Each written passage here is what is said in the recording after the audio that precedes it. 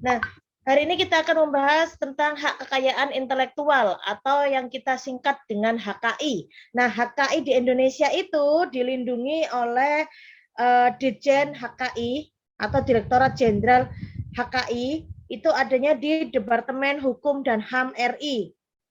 Nah, apa itu HKI? HKI itu adalah ada hubungannya erat dengan benda yang tidak berwujud, yang melindungi karya intelektual yang lahir dari cipta, rasa, dan karsa manusia. Nah, itu adalah HKI. Jadi, HKI itu, hak kekayaan intelektual, itu merupakan aktivanya perusahaan, tapi tidak berwujud. Tidak ada wujudnya. Kalau aktiva mobil itu kan ada wujudnya. Kemudian rumah, gedung, kantor, peralatan, mesin itu ada wujudnya. Nah, kalau HKI itu tidak ada wujudnya, tapi dia bisa menambah aktifannya perusahaan. Kemudian itu kalau menurut Utomo ya, jadi HKI itu seperti itu. Bentar, ini saya buka. Nah, kemudian kalau menurut Ditjen HKI Depkumham dan bekerja sama dengan ECAP, ECAP itu adalah European Commission ASEAN Project on the Protection of Intellectual Property Rights. Ini HKI itu adalah hak yang timbul dari hasil olah pikir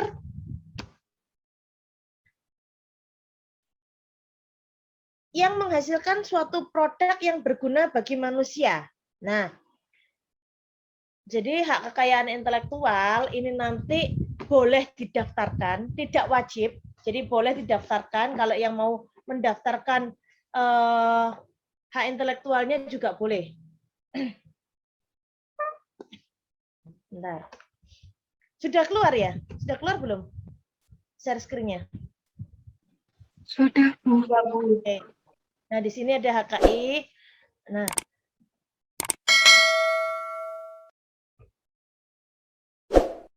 ini menurut Utomo, HKI berhubungan erat dengan benda tidak berwujud yang tadi saya bilang. Jadi dia adalah aktiva, tapi tidak ada wujudnya. Dia hanya seperti sertifikat saja.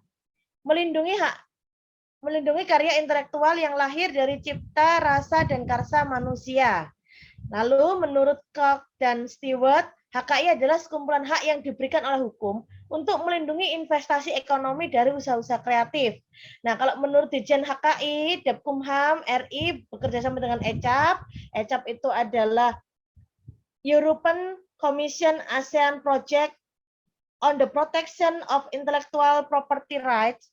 Jadi dia mendefinisikan HKI adalah hak yang timbul dari hasil olah pikir, itu olah pikir ya, olah pikir otak yang menghasilkan suatu produk yang berguna bagi manusia. Nah, HKI itu harus memiliki 3 unsur, yaitu hak eksklusif yang diberikan oleh hukum, kemudian hak tersebut berkaitan dengan usaha manusia yang berdasarkan kemampuan intelektual, dan kemampuan intelektual tersebut bernilai ekonomis. Jadi sertifikat HKI yang dimiliki oleh seseorang itu bisa menambah nilai aktifannya perusahaan. Jadi bukan dijual, bukan, tapi ada nilai uangnya, bersifat ekonomis, bernilai ekonomis. Itulah HKI. Nah, HKI sendiri dibagi jadi banyak. Contoh-contohnya atau jenis-jenisnya dalam HKI, contoh yang pertama adalah hak cipta atau copyright. Copyright adalah hak eksklusif bagi pencipta atau penerima hak untuk mengumumkan atau memperbanyak ciptaannya, atau memberikan izin dengan tidak mengurangi pembatasan menurut peraturan yang berlaku. Nah, hak eksklusif di sini, hak eksklusif adalah hak yang semata-mata diperuntukkan bagi pemegangnya, sehingga tidak ada pihak lain yang boleh memanfaatkan hak tersebut tanpa izin dari pemegangnya. Nah, kemudian mengumumkan atau memperbanyak ini adalah termasuk kegiatan menerjemahkan, mengadaptasi, mengaransemen, mengalihwujudkan, menjual, menyewakan, meminjam, mengimpor, memamerkan, mempertunjukkan kepada publik, menyiarkan, merekam, mengkomunikasikan. Nah, ini adalah memperbanyak. Jadi hak cipta ini adalah hak yang dimiliki oleh pencipta, yang diberikan kepada pencipta. Pencipta apa? Nah, itu nanti bisa berupa ilmu pengetahuan, bisa berupa seni, bisa berupa sastra. Atau penerima haknya, penerima hak dari pencipta. Nah, kemudian dia nanti setelah mendaftarkan hak cipta, dia berhak untuk mengumumkan. Mengumumkan itu termasuk mengaransemen kalau lagu ya, kemudian memperbanyak, mengcopy, menerjemahkan, mengadaptasi. Kemudian dia juga berhak untuk menjual produk ciptaannya atau menyewakan, meminjamkan. Kemudian mempertunjukkan ke publik itu adalah haknya si pencipta atau yang sudah diberikan hak. Nah, yang sudah diberikan hak itu siapa? Yang sudah menerima lisensi dari si pencipta. Yang penting tidak melanggar peraturan yang berlaku. Nah, sifatnya hak cipta merupakan benda bergerak tidak berwujud. Nah, apa maksudnya benda bergerak tidak berwujud itu? Benda bergerak tidak berwujud ini bisa dialihkan kepada orang lain. Tapi harus secara tertulis, tidak boleh lisan. Secara tertulis itu boleh pakai akte notaris, boleh tidak. Jadi ada perjanjiannya yang menyatakan bahwa oh kamu loh, misalnya kamu teman saya, kemudian kamu boleh menyiarkan atau mengaransemen lagu saya, itu adalah merupakan hak cipta dari penciptanya, hak eksklusif dari penciptanya. Memberikan hak kepada orang lain, boleh. Nah, tapi harus ada tulisan tertulis, bukan secara lisan saja. Kemudian di pasal 12 ayat 1 Undang-Undang Hak Cipta menyebutkan ciptaan yang dilindungi yaitu dalam bentuk ilmu pengetahuan, seni, dan sastra. Nah, bentuk seperti itu, apa saja yang masuk di situ? Contohnya adalah buku, program komputer, pamflet, layout, karya tulis, ceramah, kuliah, pidato, ciptaan lain yang sejenis. Alat peraga yang digunakan untuk kepentingan pendidikan dan ilmu pengetahuan, lagu atau musik, walaupun tanpa teks, kemudian drama musikal, tari, koreografi, pewayangan, pantomim, seni rupa, segala bentuk seni rupa, contohnya seni lukis, gambar seni ukir, kemudian kaligrafi, seni pahat, patung, kolase. Nah, itu juga masuk ke dalam hak cipta. Termasuk arsitektur, peta, batik, fotografi, sinematografi, terjemahan, tafsir, sadur, itu merupakan contoh dari yang dilindungi oleh hak cipta. Tetapi hak cipta itu harus memenuhi syarat material form. Nah, ini adalah ide. Jadi yang dilindungi itu idenya. Ide atau pemikiran yang telah dituangkan dalam bentuk nyata. Jadi bukan, oh saya itu, jadi idenya itu sudah dalam bentuk nyata. Jadi bukan kayak gini, oh saya itu kepikiran, saya itu nanti akan menciptakan lagu. Judulnya misalnya Kasih Ayah. Nah, kan sudah ada Kasih Ibu, ini Kasih Ayah. Saya kepikiran seperti ini. Sudah, saya jadikan hak cipta. Itu tidak boleh. Karena apa? Belum secara tertulis, belum ada bukti nyatanya. Kecuali kalau kamu sudah menulis lagu, Kasih Ayah. Nah, kemudian ada teks-teksnya sudah kamu tulis semua, lalu kamu daftarkan ke hak cipta. Nah, itu baru bisa keluar untuk copyright-nya. Nah, daftarnya di mana? Di Depkumham, di Ditjen HKI tadi, di Departemen Hukum dan Hak Asasi Manusia. Daftarnya di situ. Nah, kemudian ciptaanmu itu juga harus original. Jadi memang benar-benar asli, bukan tiruan atau memperbanyak dari punyanya orang lain. Nah, itu adalah hak cipta. Baru bisa diajukan hak cipta. Kemudian ada juga yang tidak boleh dijadikan hak cipta. Apa yang tidak boleh dijadikan hak cipta? Ini adalah rapat terbuka lembaga negara. Kemudian peraturan perundang-undangan itu tidak boleh diberikan hak cipta. Kemudian pidato kenegaraan, pidato pejabat pemerintah, keputusan badan arbitrase itu tidak untuk didaftarkan hak cipta. Nah, kemudian jadi selain itu, kalau yang ilmu pengetahuan, seni, sastra yang sudah daftarkan hak cipta, kalau nanti ada yang make tanpa izin, maka akan bisa dipidanakan atau dianggap melanggar. Nah, tapi ada juga yang tidak dianggap melanggar. Nah, apa yang tidak dianggap melanggar? Yang pertama adalah lambang negara. Jadi, untuk mengumumkan atau memperbanyak lambang negara, lagu kebangsaan, itu tidak disebut pelanggaran. Kemudian mengumumkan atau memperbanyak sesuatu yang diumumkan atau diperbanyak pemerintah. Nah, itu juga tidak melanggar hak cipta. Kemudian pengambilan berita aktual dari kantor berita, lembaga penyiaran, surat kabar atau sejenisnya, yang penting sumbernya ditulis lengkap. Nah, itu tidak melanggar hak cipta. Nah, kemudian ada juga untuk kepentingan pendidikan, penelitian, karya ilmiah, penyusunan laporan, kritik, itu juga tidak melanggar hak cipta.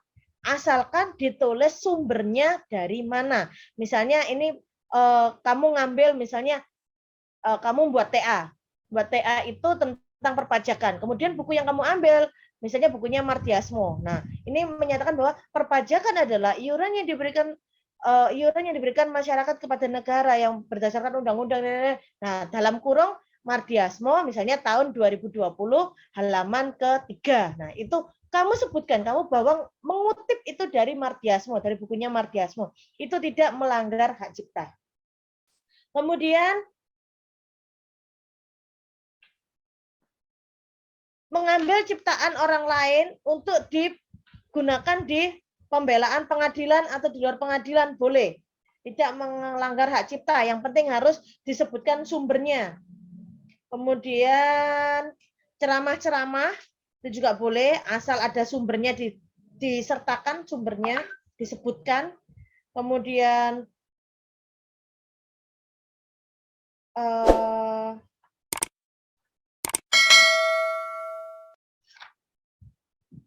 untuk kepentingan braille untuk tunanetra itu juga diperbolehkan. Nah, kemudian masa berlakunya hak cipta.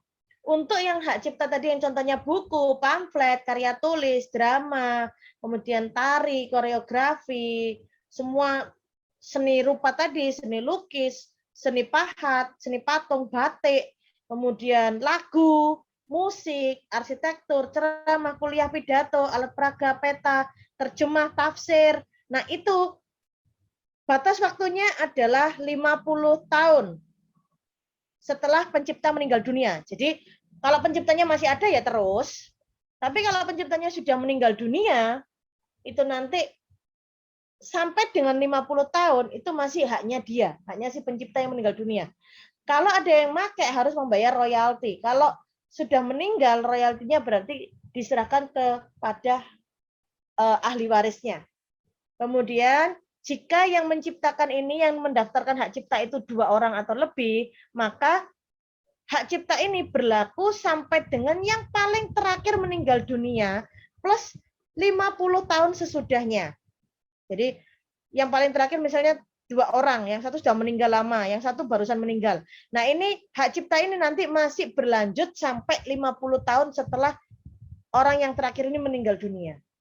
Kalau sudah meninggal, maka jatuhnya ke ahli waris. Jadi sampai dengan 50 tahun. Nah, kalau yang hak cipta atas program komputer, sinematografi, fotografi, database, ini hanya berlaku 50 tahun sejak diumumkan. Jadi itu batasnya untuk hak cipta. Sanksinya, jika melanggar hak cipta, jadi memperbanyak atau mengumumkan tanpa izin, itu bisa didenda penjara, pidana penjara 1 bulan maksimal 7 tahun atau denda 1 juta maksimal 5 miliar tergantung nanti di persidangan. Kemudian yang menyiarkan, memamerkan, menjual kepada umum hasil ciptaan yang merupakan hasil pelanggaran dipidana paling lama 5 tahun, denda paling banyak 500 juta. Kemudian menggunakan untuk kepentingan komersial program komputer itu dipidana paling lama 5 tahun, denda paling banyak 500 juta. Jadi intinya hak cipta itu adalah melindungi perwujudan ide. Jadi yang sudah idenya itu sudah ada, sudah dalam bentuk nyata, sudah diwujudkan.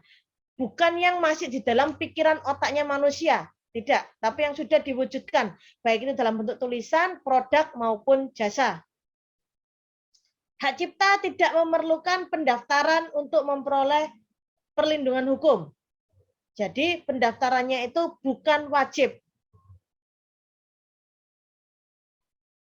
Tapi kalau memang penciptanya ini yang mau daftar, boleh. Tapi tidak wajib. Jadi maksudnya adalah kalau kamu punya buku misalnya, tapi kamu nggak kepengen mendaftarkan, ya enggak apa-apa. Enggak mendaftarkan hak cipta ya enggak apa-apa. Cuman kalau kamu mendaftarkan, kamu akan dapat manfaat. Nanti kalau kamu dipakai orang, ya kan yang namanya kita punya ide, kemudian diambil orang, terus orang itu mendaftarkan duluan dia, ya otomatis kamu yang harus mengalah. Ya kan kamu nggak dapat apa-apa. Terus enaknya lagi kalau kamu daftarkan, kamu kan bisa dapat royalti. Nah, itu adalah hak cipta. Kemudian hak cipta harus bersifat original. Jadi harus benar-benar asli ciptaannya sendiri, bukan niru punyanya orang atau memperbanyak punyanya orang. Kemudian jangka waktunya bersifat terbatas, itu tadi sampai meninggal dunia plus 50 tahun. Terus pasal pidana adalah delik biasa. Jadi jika tidak tidak dilaporkan oleh si pemegang hak cipta, ya maka tidak bisa dimasukkan ke dalam pidana. Perlindungan hak cipta berlaku terhadap warga negara asing yang terlibat dalam perjanjian yang sama. Oke, hak cipta. Ada yang mau ditanyakan dulu? Belum ada, Bu. Oke, kalau belum ada kita ke paten. Jadi paten adalah hak eksklusif yang diberikan oleh negara kepada investor atas hasil invensinya. Nah, ini di bidang teknologi. Kalau tadi di bidang ilmu pengetahuan seni dan sastra itu disebut hak cipta. Kalau di bidang teknologi namanya adalah hak paten. Selama jangka waktu tertentu melaksanakan sendiri invensinya atau memberikan persetujuan kepada pihak lain untuk melaksanakannya. Invensi adalah ide inventor yang dituangkan dalam suatu kegiatan pemecahan masalah yang spesifik di bidang teknologi. Bisa berupa produk ataupun proses, ataupun penyempurnaan atau pengembangan produk atau prosesnya. Nah, invensi itu adalah penemuannya. Penemunya disebut inventor.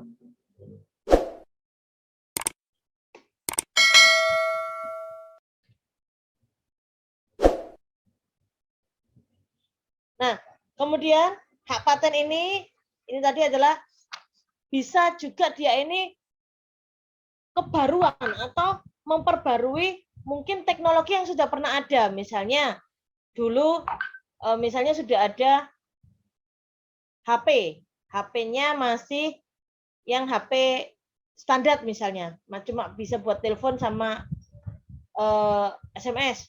Kemudian ada penemu yang bisa kirim gambar, yang bisa kita video call. Nah, itu merupakan hak paten. Kemudian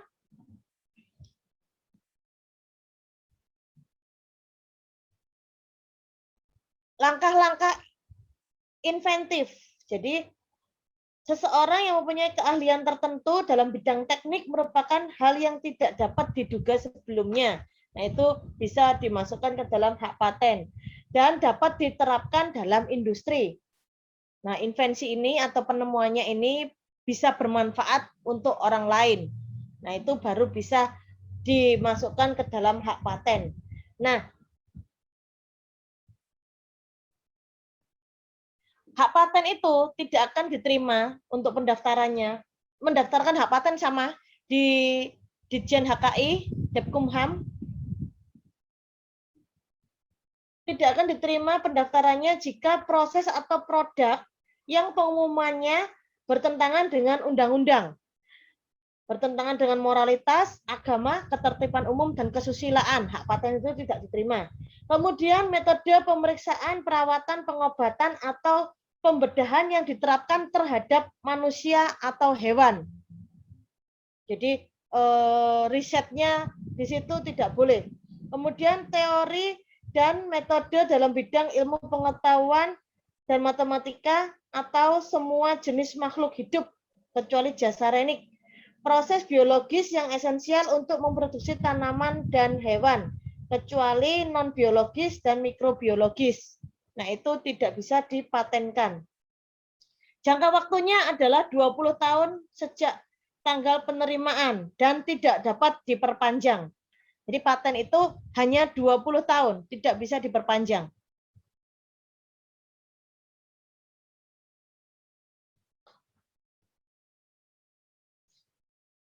Kemudian paten ini bisa dialihkan, bisa diwariskan, dihibahkan, membuat wasiat, perjanjian tertulis, pokoknya yang tidak melanggar undang-undang. Nah, sanksi pidana jika melanggar hak paten dengan sengaja, misalnya memakai hak patennya orang, penjara paling lama 4 tahun, denda paling banyak 500 juta. Kemudian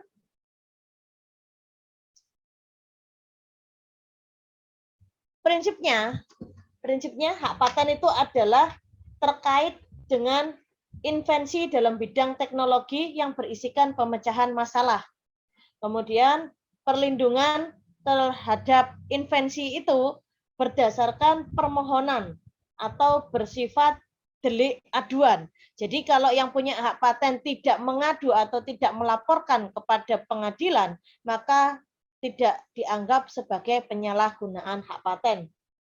Pendaftaran paten bersifat teritorial. Jadi pendaftaran di satu negara tidak otomatis berlaku di negara lain, kecuali mendaftarkan juga di negara tersebut. Misalnya hak paten di Indonesia, nah ini tidak berlaku misalnya di Malaysia, teknologi ini. Nanti kecuali dia mendaftarkan juga di Malaysia, maka hak paten ini juga berlaku di Malaysia. Jadi kalau ada orang Malaysia niru-niru, itu ada hak patennya karena sudah didaftarkan di Malaysia. Kemudian sistem pendaftaran paten yang dianut oleh Undang-Undang Paten Indonesia adalah first to file. Jadi yang daftar duluan itu yang diakui sebagai pemilik hak paten. Misalnya pun kalian sudah punya teknologi, sudah jadi, tapi kalian belum mendaftarkan. Kalian ngomong ke temannya, ini loh aku punya kayak gini. Aku sudah ada penemuan teknologi terbaru seperti ini.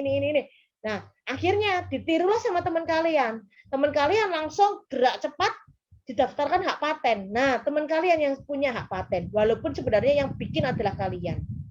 Nah, jadi menganut sistem pendaftar pertama yang diakui sebagai pemilik hak paten. Kemudian hak paten bisa dialihkan kepemilikannya dengan cara waris, hibah, wasiat, perjanjian tertulis yang tidak melanggar undang-undang.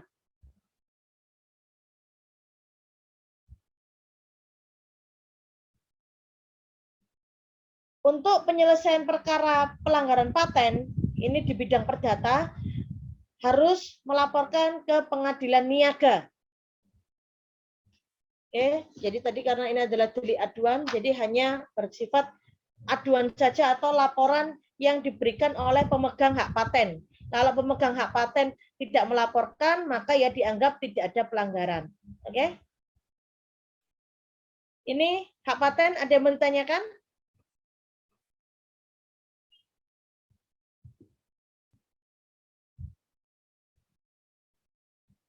Halo? Belum ada, Bu. Belum ada? Oke. Selanjutnya adalah merek. Merek atau yang disebut dengan trademark.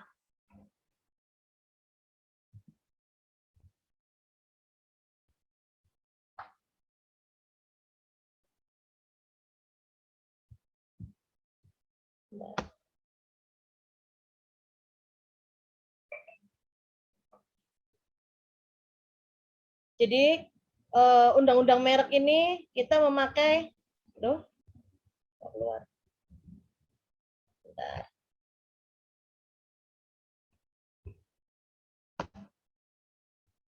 Undang-undang merek kita memakai Undang-Undang Nomor 15 Tahun 2001 tentang merek. Kemudian ini adalah tentang perlindungan merek di Indonesia. Merek atau yang kita menyebutnya trademark ini adalah bisa berupa tanda. Tanda ini bisa berupa gambar, nama kata, huruf, angka, susunan warna, ataupun kombinasi dari unsur gambar, nama kata, huruf, angka, warna. Nah, menurut kalian, contohnya apa? Merek yang kalian cuma lihat gambar aja sudah tahu kalau ini merek si A misalnya. Apa?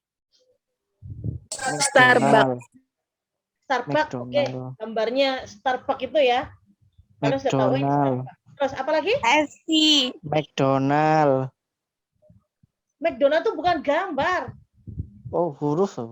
McDonald itu huruf. Gambar apa lagi gambar? Apple. KFC. Apple, ya kan? Logo bunga. Apple itu yang apel digigit itu loh. Ya kan? Kalian tahu gambar itu aja udah langsung ngerti. Terus apa lagi? Apa lagi gambar? Contohnya? BlackBerry. BlackBerry, boleh. BlackBerry kan ya kalian cuma lihat simbolnya aja sudah tahu oh ini punyanya BlackBerry. Oke? Nah, itu contoh-contohnya. Sekarang kalau kata kalian langsung ngerti. Oh, ini Coca-Cola. Coca-Cola boleh. Aqua ya kan? Aqua itu sudah merek. Samsung. Samsung. Nah, itu adalah kata. Huruf McDonald. McDonald. Kalian cuma tahu M. M-nya dia beda dengan M yang lain. Ya kan? Kalian ada gambarnya M-nya McDonald. Seret-seret gini aja langsung tahu. Oh, itu ada McD di situ. Contoh lain apa? Apa selain McDonald? KFC. Hah? KFC apa? KFC ada 3 itu. Jadinya nanti kata KFC. Huruf itu aja satu. Lihat kayak McDonald tadi. M gitu aja kita udah ngerti langsung. Oh, itu McDonald. Apa contohnya lagi?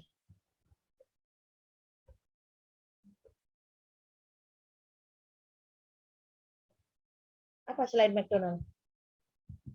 Xiaomi. Xiaomi. Apa Xiaomi itu? PM ya?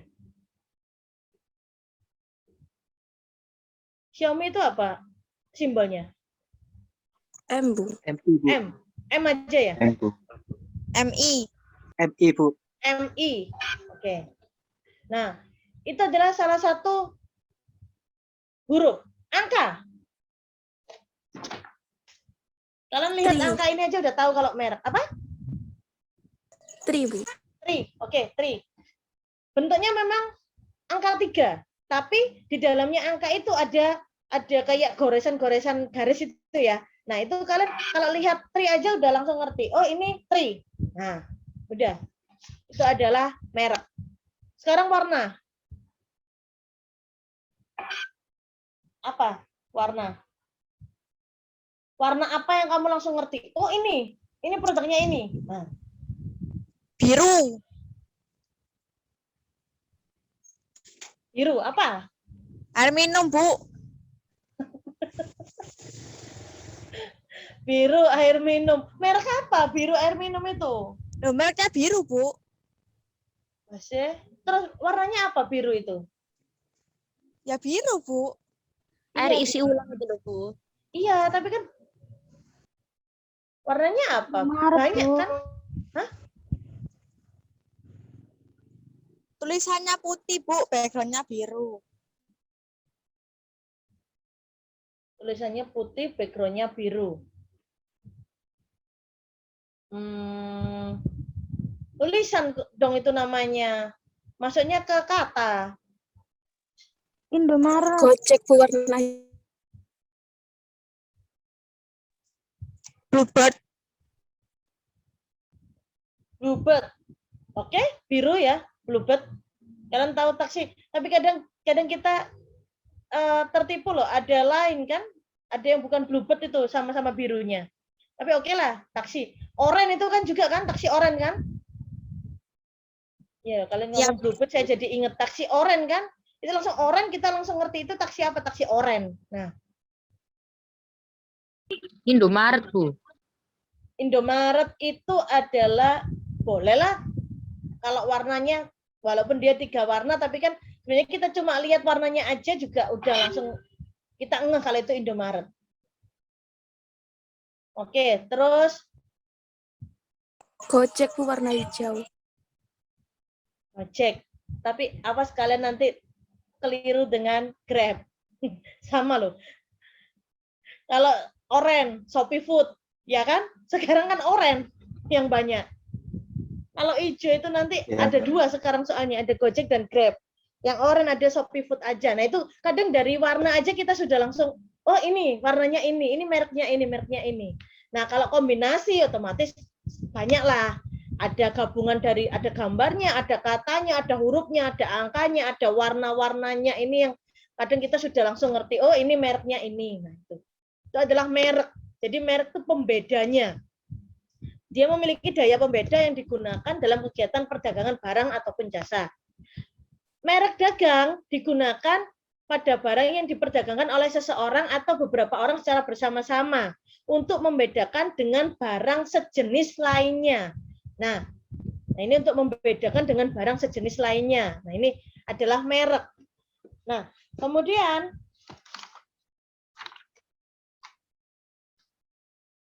merek ini juga sama, didaftarkannya juga di HKI, Ditjen HKI, Depkumham. Kemudian harus ada pembeda dengan merek yang sudah ada. Kemudian dia juga harus original, jadi masih asli punyanya dia, bukan punyanya orang dan belum menjadi milik publik. Nah, bukan punyanya publik. Misalnya miliknya publik itu misalnya selama ini kayak misalnya Greenforce, nah Persebaya, nah itu nanti kemudian Greenforce-nya itu diambil untuk mereknya, itu kan sudah punyanya Persebaya. Nah, kalau kalian ngambil atau bonek, nah merek bonek ini kalau kamu mau jadikan trademark itu juga susah karena dia sudah ada punyanya publik. Kemudian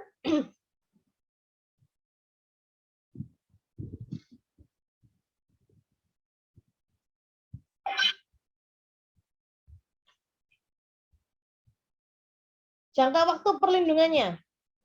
Merek jangka waktunya adalah 10 tahun. Tapi bisa diperpanjang. Selama merek tersebut masih tetap digunakan untuk perdagangan barang dan jasa. Jadi masih tetap bisa dilakukan tanpa ada batas waktu. Pokoknya 10 tahun diperpanjang, 10 tahun diperpanjang, 10 tahun diperpanjang.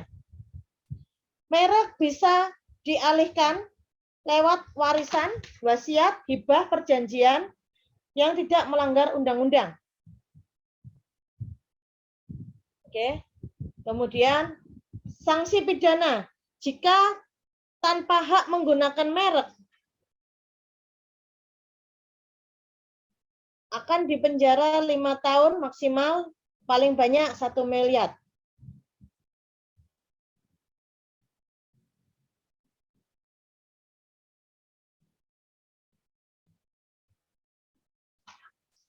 Kemudian untuk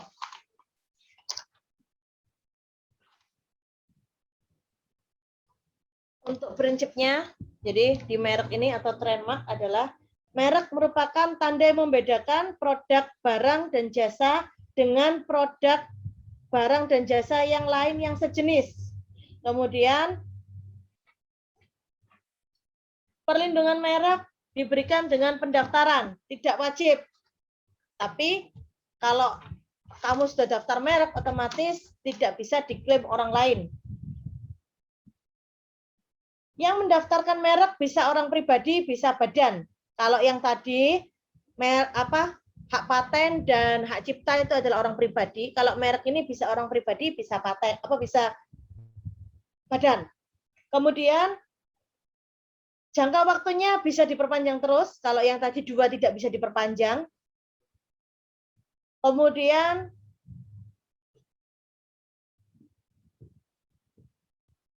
merek juga sama, menganut azas pendaftar pertama. Jadi yang daftar duluan itu yang diakui punya merek tersebut. Penghapusan merek bisa terjadi karena adanya prakarsa dari Dirjen HKI. Misalnya merek tersebut ternyata nanti setelah di ACC ternyata ada yang komplain bahwa dia sudah punya merek tersebut duluan.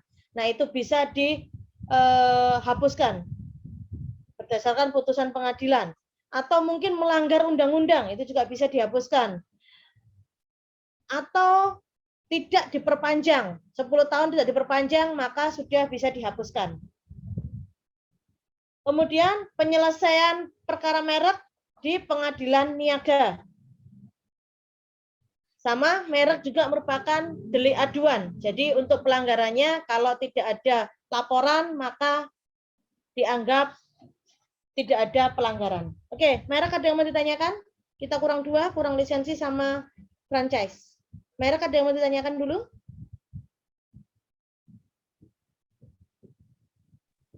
Belum ada, Bu. Belum, Bu. Oke. Kalau tidak ada, kita ke lisensi.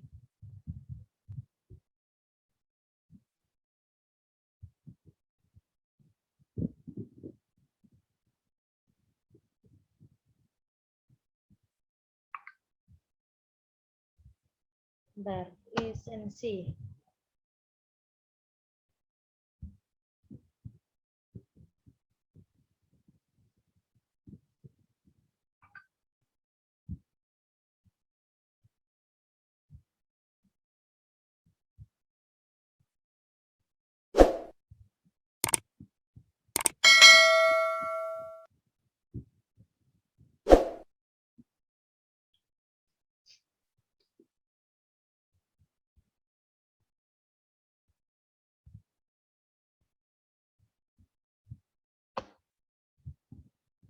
Nah, lisensi adalah pemberian izin. Hal ini termasuk dalam perjanjian. Jadi lisensi adalah perjanjian dua belah pihak, di mana satu pihak memberikan lisensi, ini adalah pemiliknya, dan pihak yang menerima lisensi dengan legal untuk memproduksi dan memasarkan produk atau jasanya.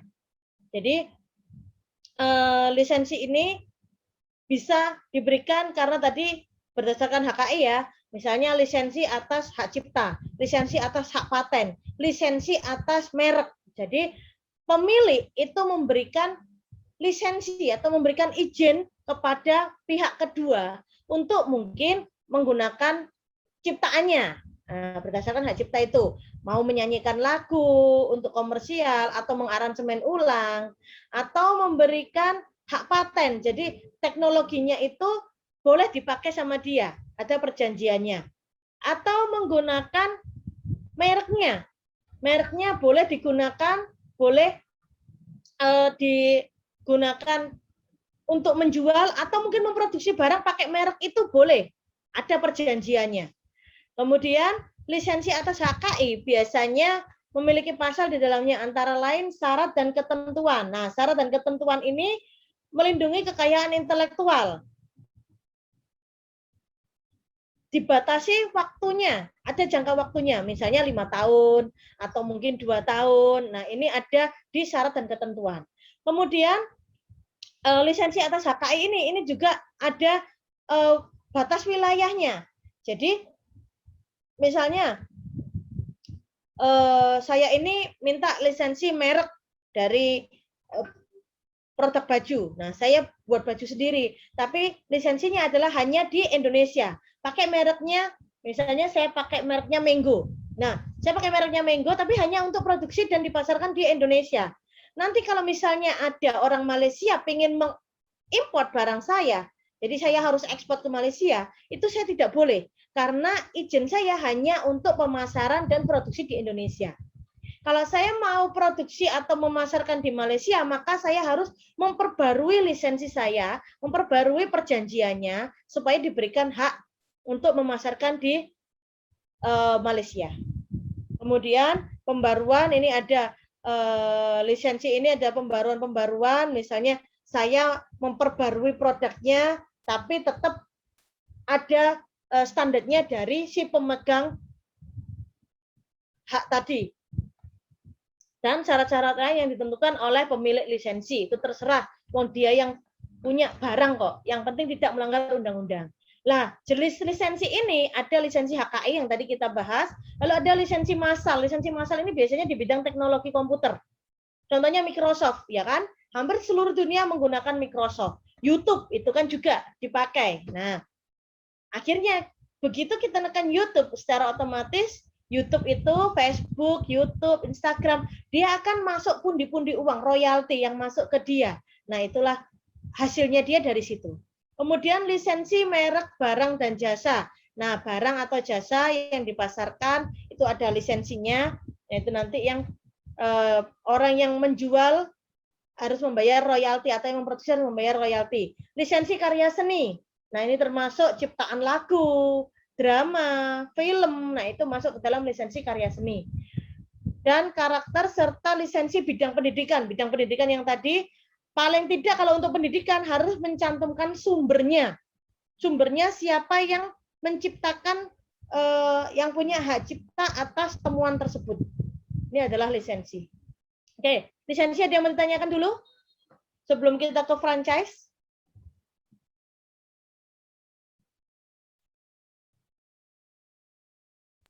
Belum ada, Bu. Oke, kalau belum ada, kita ke franchise. Terakhir.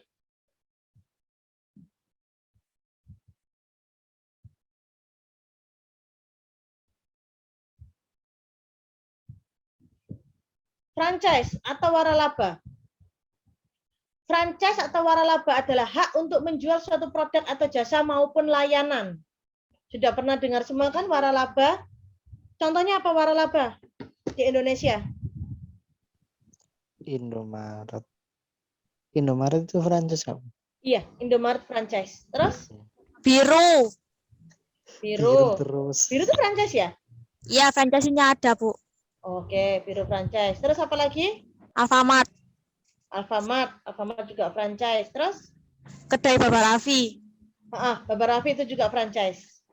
Nah, menurut undang-undang di Indonesia, waralaba adalah perikatan yang salah satu pihaknya memberikan hak, memanfaatkan, dan atau menggunakan hak dari kekayaan intelektual atau penemuannya itu dari ciri khas usaha yang dimiliki pihak lain dalam penyediaan atau penjualan barang dan jasa. Nah, kalau di Indonesia seperti itu. Menurut Asosiasi Franchise Indonesia, waralaba adalah sistem pendistribusian barang atau jasa kepada pelanggan akhir dengan pewaralaba. Nah, pewaralaba itu disebut franchiser atau yang punya franchise itu disebut franchiser. Nah, yang beli franchise-nya itu disebut franchisee.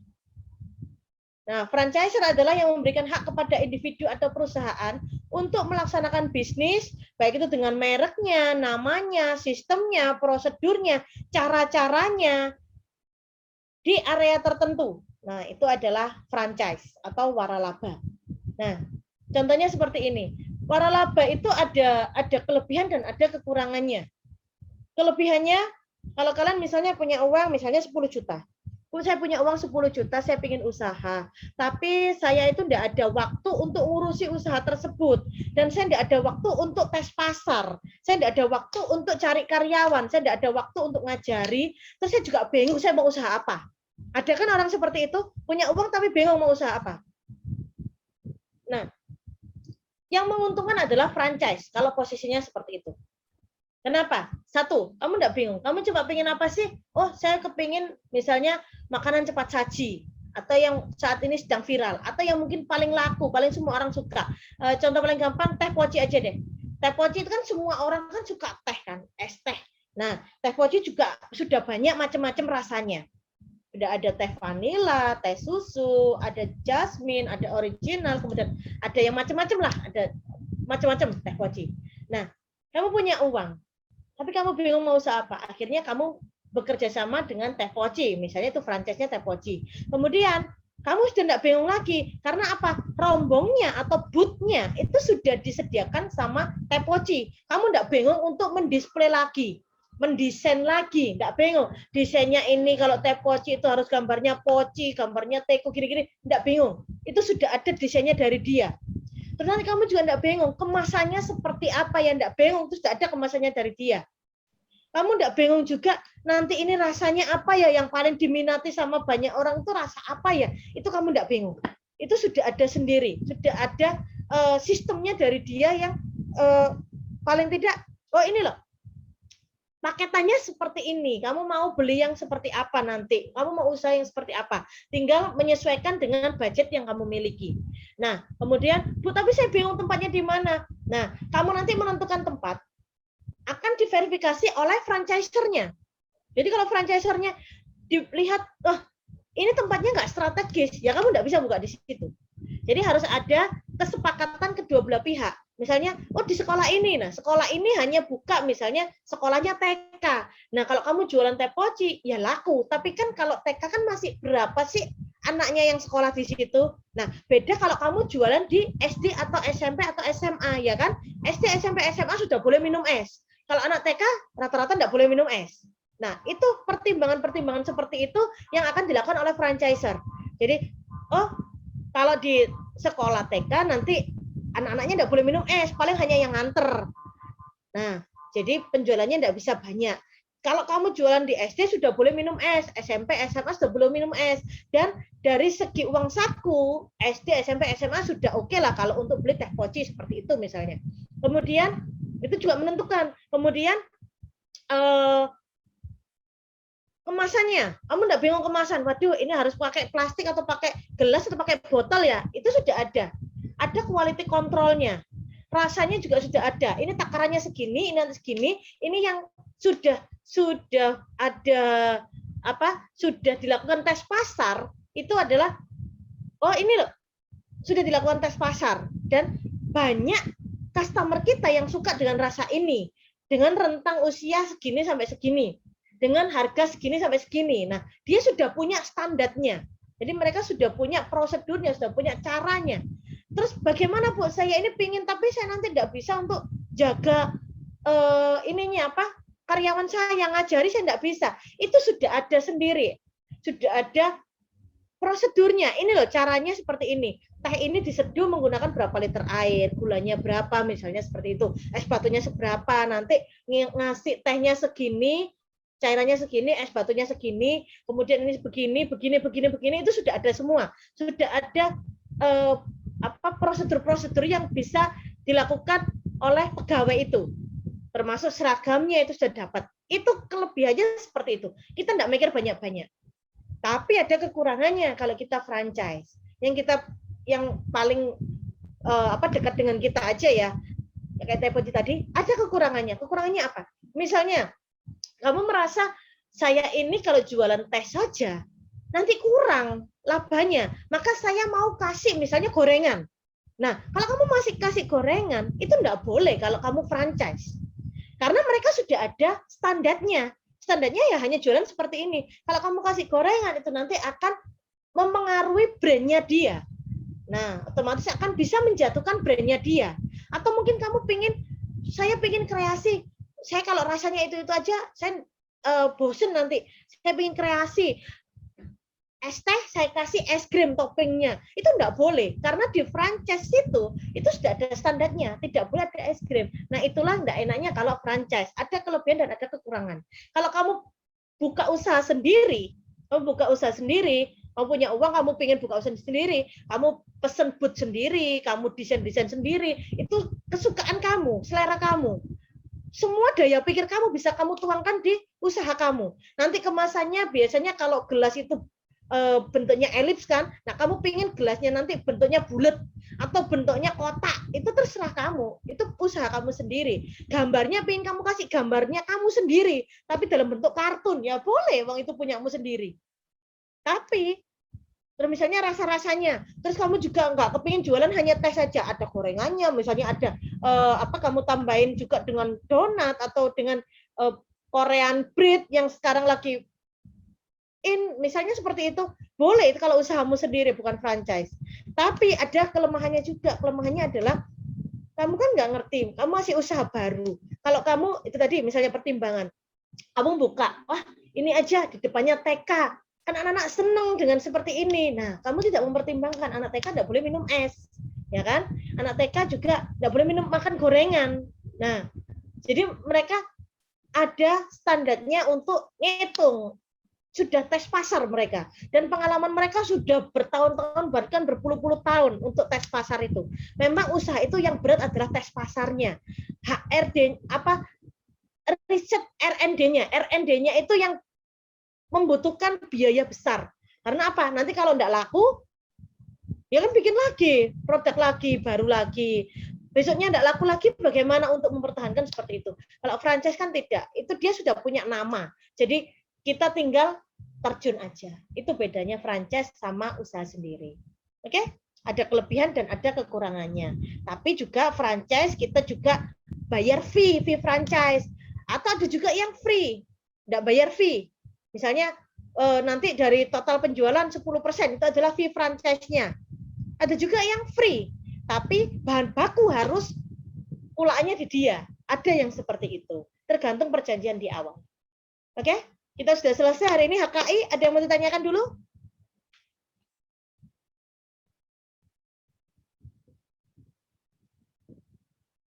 Halo? Belum, Bu. Belum ada, Bu. Belum. Oke. Minggu depan kita video saja ya, biar kalian tidak terlalu banyak kuota. Minggu depannya lagi baru kita Zoom lagi. Lebih enak Baik, video Bu. atau Zoom? Enak video, Bu. Bisa diulang-ulang. Iya, Makan banyak kuota ya. Kalian tidak dapat subsidi kuota, tah? Nggak dapat. Nggak dapat. Berapa? Dari Dapat. pemerintah. Nah, dari Belum pemerintah tidak dapat. Nggak dapat. Aduh, kasihan. Oke deh. Jadi kita sepakat ya, minggu depan kita video, minggu depannya lagi pertemuan materi terakhir, baru kita Zoom lagi. Kalau masih online, kalau sudah offline ya alhamdulillah. Oke. Kalau tidak ada pertanyaan, saya akhiri materi hari ini. Terima kasih. Saya mohon maaf kalau ada salah. Kalau ada pertanyaan, silakan nanti di WA group. Nah, oke, kita berdoa dulu sebelum kita tutup, supaya hari ini semuanya berjalan dengan lancar, kita semua selalu diberikan kesehatan, panjang umur, rezeki yang barokah, semua yang kita lakukan bermanfaat dan mendapatkan pahala yang berlimpah. Berdoa menurut ajaran agamanya masing-masing, berdoa mulai.